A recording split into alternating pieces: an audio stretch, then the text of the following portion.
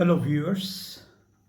This is Seven Sense Communication, the leading public relation firm of Northeast India, coming before you once again with the ninth episode of public relations during and after the pandemic.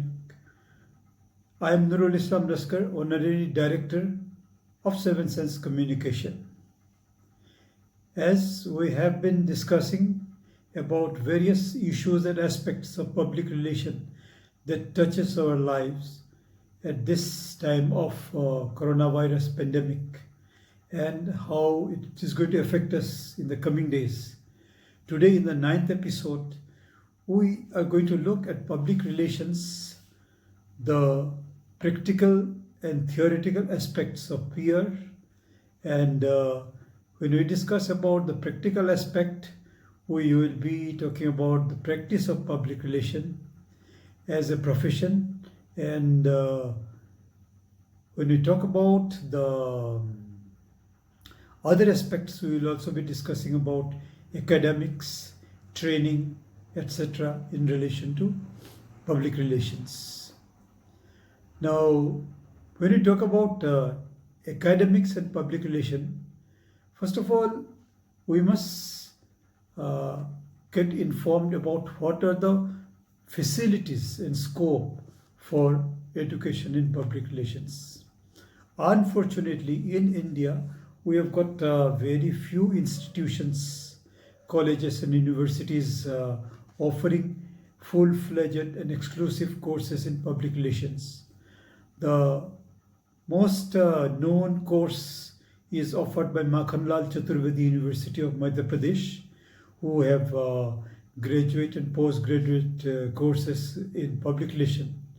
Otherwise, in most other institutions and in universities, public relation is just one paper or one subject under the broad head of journalism and mass communication. So it is very common for us to find people who have graduated with journalism and mass communication ruling the roost in the field of public relation in most sectors in India. Now, let us just pray and hope that more and more academic institutions and universities develop full-fledged courses in public relation, because this is an emerging subject of study, and it's a very practical profession which is growing in demand. So there must be more avenues for study of public relation as a full-fledged subject. We also need to talk about the problems faced by the students of public relations in respect of on the spot, on the ground training and internship. Internship is a must for most of the diploma and graduation and postgraduate courses in public relations. But unfortunately, and especially in the northeastern part of India, where there aren't many industries and big corporates, it has become very difficult over the years for the students of public relation to get ample opportunity for internship. Only a few oil companies and maybe a very limited number of corporates, government departments, and media setups, they are offering the internship to the students of public relation. But the demand is high and the availability is very low. So we need to give more attention on this aspect. And even the government departments and institutions which are in existence, which are in operation in the Northeast, are not fully aware about what they can do as far as internship is concerned. So public relation bodies such as Public Relation Council of India should create awareness among all corporates and industries and government offices and departments functioning, operating in the Northeast, for providing more opportunities for internship to the students of public relations. Now, when we talk about the practical aspect of public relation, it is the profession of public relation, the practice of public relation. So one could be a practitioner of public relation in two ways. One could be a PRO, public relation officer, or one could be a corporate communication officer in an organization. And contrarily, one could also be a public relation consultant, or one who will be an entrepreneur in public relation, one who will set up a public relation consultancy firm or an agency or a public relation company which will be able to provide service to organizations who may not have full-fledged PR departments. This is beneficial to both, because the enterprise which provides service, caters to the needs of public relation of organizations, get paid for these services, and it is able to employ a number of people in different capacities in the public relation consultancy firm. And on the other side, the clients who receive the service of the public relation agency or the firm are saved from spending a lot of money in setting up their own public relation department.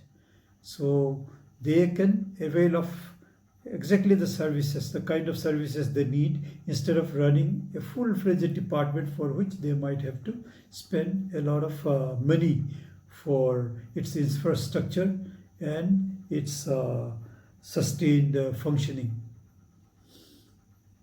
Now, in addition to specific and focused public relation activities, there could be any number of service providers who are equally important for success of public relation. And among these service providers are photography agencies. It could be still photography or video photography, then event managers, then it could be the venues, the different kind of venues that are needed for public relation activities. It could be a banquet hall, it could be a conference room, it could be a lecture hall. So any number of such service providers are required to supplement and complement the public relation function of an organization. Like that we can go on. There could be agencies who are providing gifts. Gifts are necessary throughout the year for public relation activities. Like in the beginning of the year, we need calendars and diaries. During the year, for different festivals, we need to give gifts.